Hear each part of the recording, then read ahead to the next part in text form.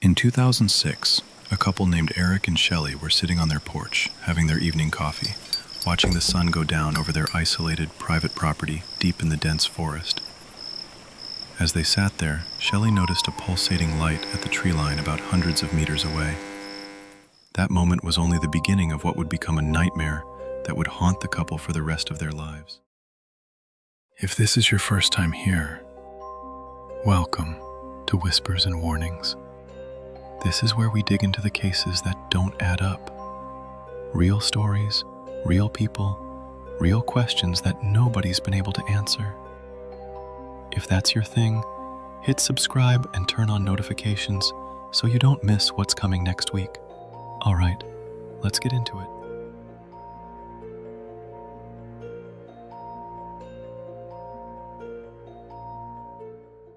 To understand what happened to this family, you have to understand the situation they were already in before the strange occurrences.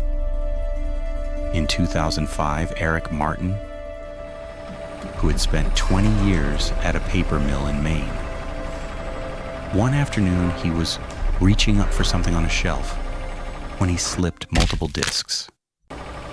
Just like that, he couldn't work anymore. The thing that had defined him, his job, and his identity were now totally gone. His wife, Shelley, had to go back to work. Though she hadn't been employed in years, with the help of her old connections, she landed a position in her hometown, a tiny rural community called Palmyra, Maine. Population, roughly 1,200 people. They had a 17-year-old daughter, Chelsea, who did not want to go. But there wasn't a choice. Palmyra was what they could afford. And because the cost of living was so low, they actually ended up with more than they'd had before. A big, beautiful farmhouse, acres of land. More space than the family had ever known. What the listing didn't quite capture was what you only understood once you were standing on the porch. A total of 360 degrees of dense, ancient forest. No trails, no neighbors are in sight, no road beyond the tree line. Just trees, pressing in from every direction like a wall. Eric grew up hunting. He loved the wilderness. He thought it was perfect. But he had no idea what was already living in those woods. The first few months were good. The family settled in. Chelsea adjusted to her new school. And Eric threw himself into the property, learning its rhythms, its sounds, its moods. He kept his rifle collection locked in the barn, as Shelley had insisted, because there were kids in the house. He wasn't happy about it, but he agreed. The barn had a heavy-duty gun case, padlocked. The barn itself was padlocked. By early 2006, Shelley and Eric had developed a ritual. Every evening they would sit on the front porch with their coffee, watching the light fade over the open field in front of the house. It was their quiet part of the day, something they both looked forward to. And then one night, almost exactly a year after moving in, Shelley saw a light. She almost didn't say anything. She thought maybe she'd imagined it. But it was there at the edge of the tree line, way out past the open field, hundreds of meters away. It was a pulsating light, not a steady beam, not a flashlight. But Eric thought, okay, this might be a poacher who was illegally hunting on his property, not knowing it was privately owned. So he called his son Sean, who happened to be staying the night, and asked him, "Hey, what do you think that is?" Sean said he didn't know. So the two of them walked out across the field to confront whoever it was. They thought they'd just yell out, "This is private property, get off our land." But as they walked closer, the lights began to fade into the darkness of the forest. By the time Eric and Sean reached the tree line, the lights were completely gone. There was nobody there. So they decided, let's just walk a little way into the woods. Just to be sure, the forest was thick, low branches, no paths. difficult going even in daylight. And as they were walking there in the dark, they heard something. To their left, about 15 meters away, someone was moving parallel to them. Eric and Sean went completely still. Whatever it was, it stopped too, as if it had been listening. They looked at each other and walked out of the woods.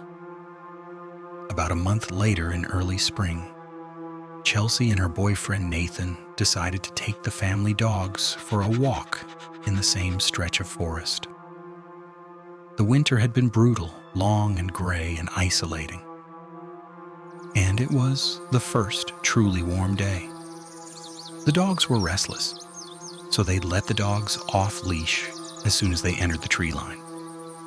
The dogs bolted at full speed, completely energized, and about 100 meters in, they stopped. There was a structure. It was like a den. Massive pieces of timber had been leaned against each other in a deliberate pattern, creating a covered space large enough for something. It was primitive, but was constructed.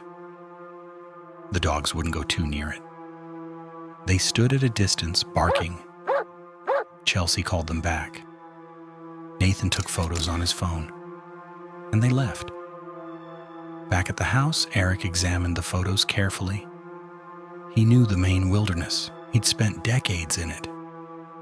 He could not identify what animal would build something like that and why. He went back to the den a few days later with Nathan to look more carefully. The structure was even larger than the photos suggested. Big enough. Around the den, pressed into the soft earth, were these footprints. 4 of them. And so he found himself thinking that these footprints were way too large for any known predator in Maine. He measured them against his hand, and his hand looked small. Eric didn't tell Shelley everything he'd found. He didn't want to frighten her. This was just the start of the strange things that were going to happen to them on this property. Multiple nights across the following weeks, Shelley and Eric would see them from the porch. That same pulsating glow at the tree line. Sometimes in one spot, sometimes 2 spots, simultaneously far apart, as if multiple sources were moving between the trees. And then one night, Eric saw something that made his stomach drop. One evening, Eric and Shelley were, as usual, sitting for their evening coffee as the sun slowly went down. Eric had that uneasy feeling inside him that they were being watched, so he told his wife to get inside quickly. Before going in, Shelley quickly scanned the property with the torch, and as she did, they saw it. The lights were in the field, not at the tree line. In the field, much closer to the house. And Shelley said, "What are they?" And those 5 creatures just came straight running toward them. So Shelley and Eric quickly went inside and made sure every gate and window was locked. She looked through the glass. 5 of them. In the gravel area just in front of the house. Sitting. Looking at the house. Not moving, not making a sound, just watching. Now Shelley was upstairs with her daughter, and Eric was downstairs pacing back and forth. He was thinking to himself that he should go and get that rifle from the barn, so he drew the curtain to take a good look at the situation. He saw that the 5 creatures were way back. They weren't near the house. He made up his mind. He would keep his eyes on the field, back the truck up to the barn, load the rifles, and come back inside. He opened the front door.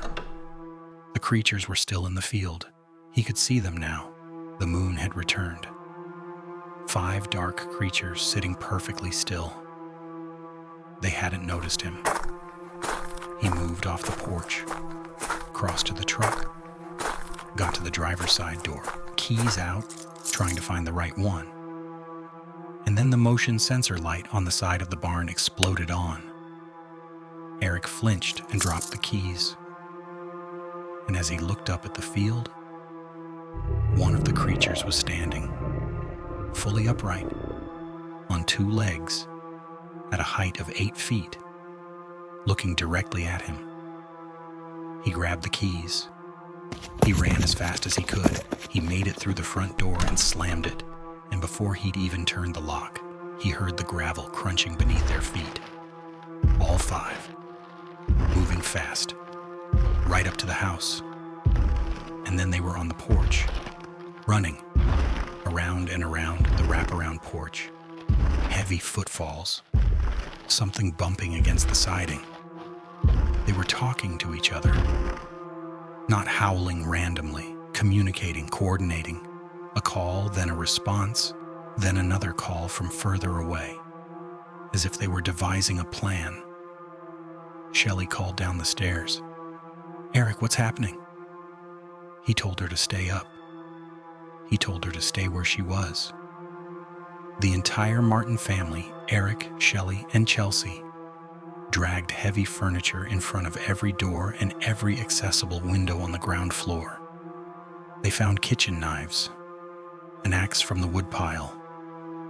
Then they went upstairs, locked themselves in the master bedroom with the 2 dogs, and waited. Shelley had called the police. The officer on the line listened patiently. "Are you sure it's not a moose? Could be a bear." When Shelley tried to describe what they were actually seeing, the officer told her to keep her windows shut and keep her doors locked, and that it would probably be fine by morning. That was the end of the call. They were on their own. From the master bedroom, they listened to the creatures move off the porch and climb onto the lower roof of the farmhouse, moving around the perimeter, stopping at each window, as if the creatures were trying to identify the weak points of the house. And then, as gray light began to filter through the curtains, the footsteps retreated. When they finally came downstairs and opened the house, the evidence was everywhere. Massive footprints in the soft earth around the house, clawed, larger than any print Eric had ever cataloged from any animal in Maine or anywhere else. Tufts of dark hair snagged on fence posts and along the lower edge of the siding. And on the second floor, at every window and corner, deep gouge marks, carved into the wood of the house as if by something with enormous strength. Whatever those things were, they had been trying to get inside, and they had spent an entire night figuring out how. The Martin family sold the house within weeks, and since then they have not experienced anything like that night. What do you think was in those woods? Drop your theory in the comments. I read every one of them, and I'll see you in the next one.